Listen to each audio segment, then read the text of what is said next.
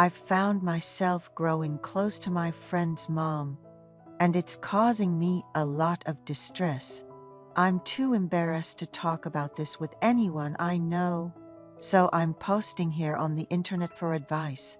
I'm a sophomore in college.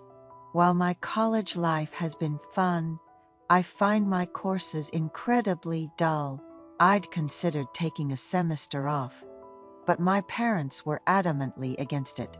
Instead, I've been preparing to transfer to another school. Honestly, I've never been the most diligent student. I managed to get into college, but I find no joy in my studies, and it's making me question my future. During the break, I received a call from my friend Elijah, whom I've known since middle school. He asked if I knew about any part-time job openings. He then suggested that I could train and work under his mom, who's an insurance agent. If I pass the required test, I'd get paid. Elijah and I have been friends since the 7th grade. He's always been a good student and a good person. I, on the other hand, my grades were mediocre. I often studied at Elijah's house, and his mom would help me when I struggled.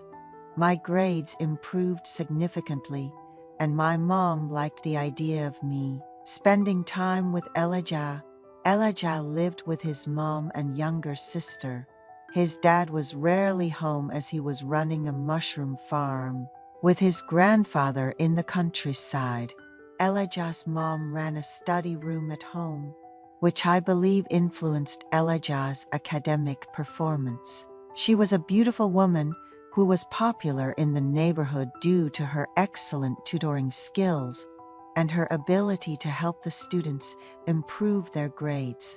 They had a bustling house full of students, and his mom even hired part-time graders to help manage the study room. My family was relatively well off. My dad owned a stable business that has been passed down from my grandfather. We were considered well-to-do in our area. As my grades improved, my friend's mom began tutoring me in major subjects, and I made it to the top tier. Elijah went to a science high school, and I got into a school where only the top students applied, so we naturally grew apart. During high school, I was tutored by Elijah's mom and attended a cram school, but raising my grades was a struggle. The exams were tough, and there were many smart students. That's when I started thinking irresponsibly. Considering my family's financial status, I thought it wouldn't matter which college I attended. I could just take over my dad's business. I wanted to transfer to a humanities high school close to home, but my parents were against it. So I continued with school without much effort, maintaining average grades. I occasionally kept in touch with Elijah. During my senior year of high school, I heard his mom had to quit running the study room due to health issues. She had early-stage cancer and needed to rest for a year after surgery. I used my savings to buy her some health supplements and visited her. Elijah's mom, still beautiful, looked weak but determined to fight. Now in college, I met Elijah's mom again. She had taken a break for a year, then started working as an insurance agent and is currently enjoying her job. I had never given much thought to insurance before, nor was I particularly interested. However, the training was somewhat complex but interesting. When I brought home the small household items given out by the insurance company, my mom was quite pleased. The lunch sessions with the older ladies during the training were a bit awkward, but also quite enjoyable. I passed the exam easily and received a temporary code. I didn't know this before, but they said I could get more training, so I spent my entire vacation attending the sessions. The training provided by the largest insurance company in our country was invaluable.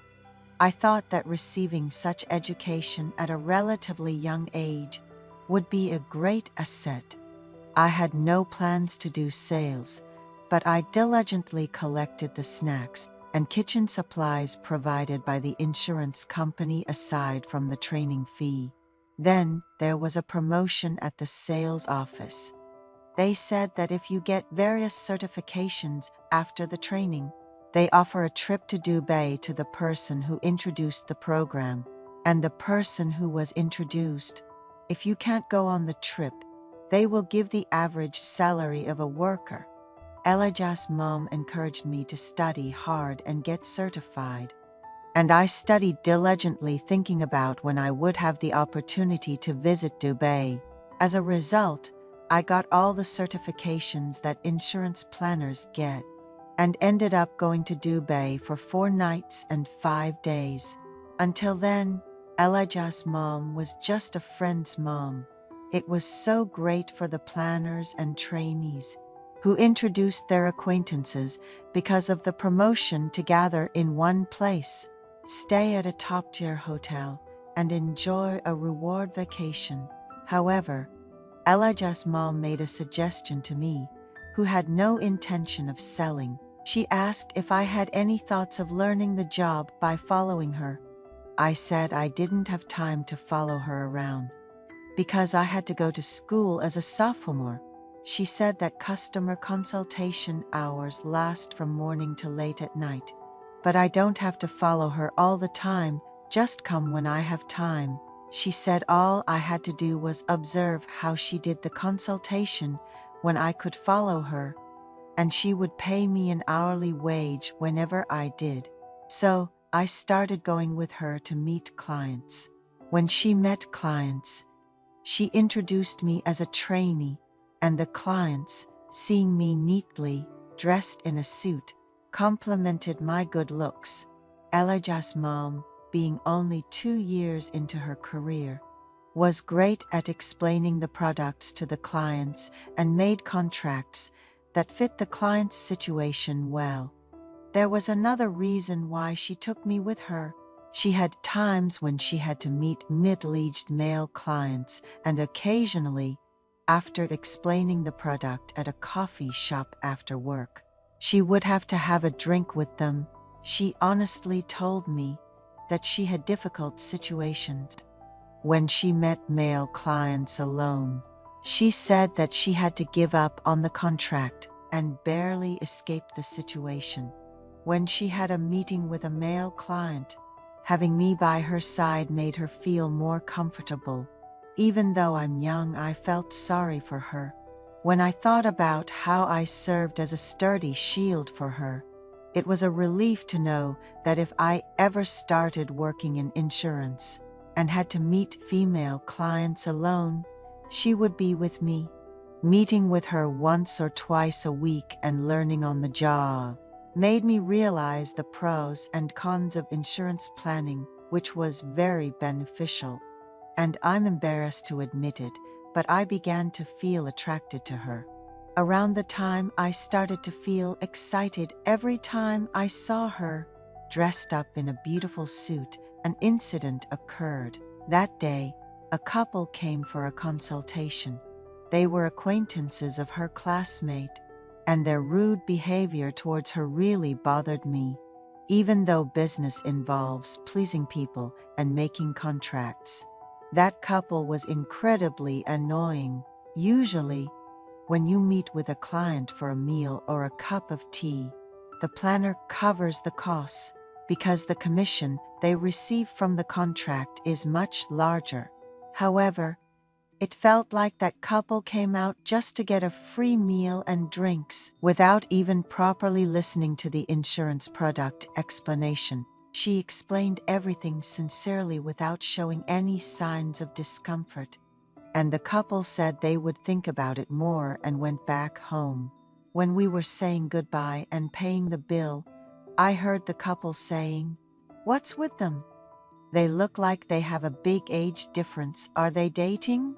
You can never tell with relationships these days.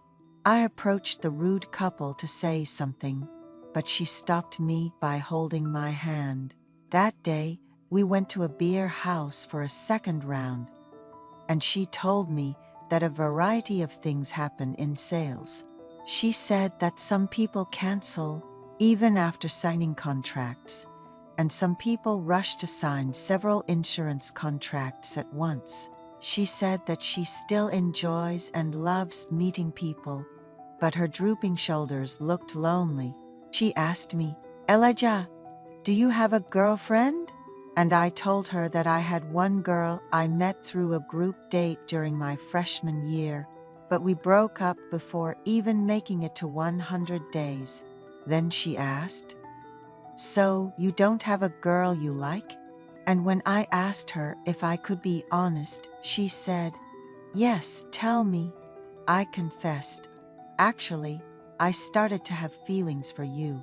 "I admire how professional you are at work." She asked, "Can you spend tonight with me?" And we rushed to a motel. She said that she was lonely without her husband, who she could only see during the harvest season, and that she had been living too busy. We had a really good time.